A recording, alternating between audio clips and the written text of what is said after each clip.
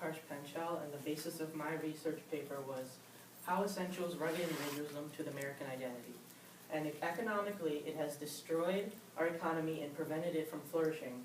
But historically, it has been essential to the American identity and who we are as American people. But because the cons outweigh the pros, rugged individualism should be used in limitation. Now, rugged individualism was a word mentioned by Herbert Hoover in a speech during his presidency, and America was based on the principle of it, that working on your own without anybody's help. And many examples of this are present throughout history. The first one including the American Revolution. The American Revolution was the Americans not wanting the British to tell them what to do, and they wanted to tell themselves what to do and how to rule their own country.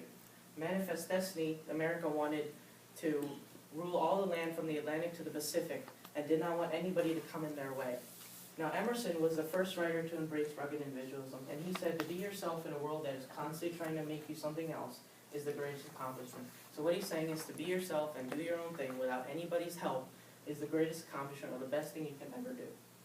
Now, Carnegie was basically the face of rugged individualism. He was the greatest rags to riches guy that went from the bottom to the top by himself without any help, and he's the face of rugged individualism.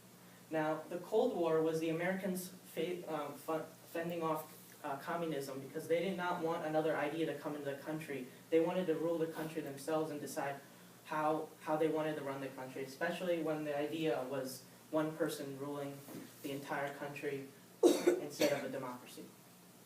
Now, economically, I said that rugged individualism has destroyed the economy and prevented it from flourishing. And the first example of this is the Panic of 1837. Panic of 1837 was when Andrew Jackson discontinued the Second Bank of the United States, which caused the banks to become deregulated, and that caused all the states, the banks went to the states, and the states all created massive amounts of money, which creates massive amounts of inflation. So that shows that allowing people to decide and states to decide how to run the economy on their own does not actually help the economy. Now, the best example of how rugged individualism has harmed and destroyed our economy is the Great Depression.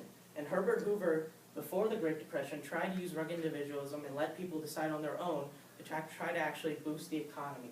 But that actually caused the greatest stock market crash in the U.S. history. So that shows that actually letting people do their own thing actually almost destroyed the economy. And now, speaking of the stock market, Japan, who does not use rugged individualism in their economy and in their government, gives 6 times more return on investments into the stock market than the U.S. does, which only gives back 2 times the amount invested into the economy. Now, because the cons outweigh the pros, rugged individualism should be used in limitation. Now, as I said, Japan holds 40% of the world's assets, while America only holds 10%. And since Japan does not use rugged individualism, their country is more wealthy and is more prosperous economically than America is. This shows that using rugged individualism actually does not make your economy to the best it could actually be. And these are my sources.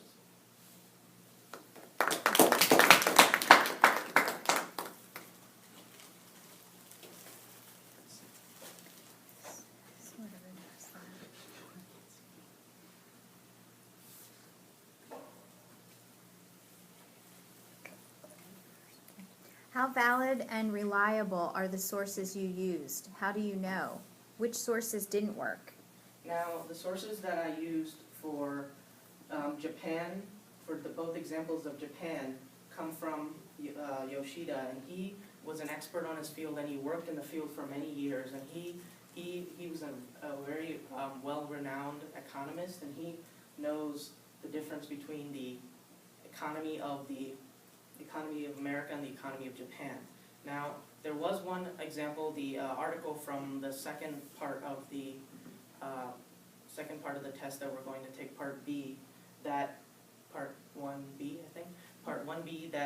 was just very opinionated, and I didn't know if I could use it in my historical lens because it wasn't very reliable, and the author wasn't an expert in his field and did not really know. I didn't really know if I could actually use that as a historical backup in my presentation in my paper. Okay. If you had more time, what additional research would you conduct related to? Well, I would look at if using rugged individualism has been ethical throughout the years, if it actually has been ethical to the country and actually it has been benefited and it has actually like improved the lives of Americans, or it has actually deteriorated the life of Americans, and has it and it hasn't or has it actually improved the lives of Americans, and has it been ethical for the country to use rugged individualism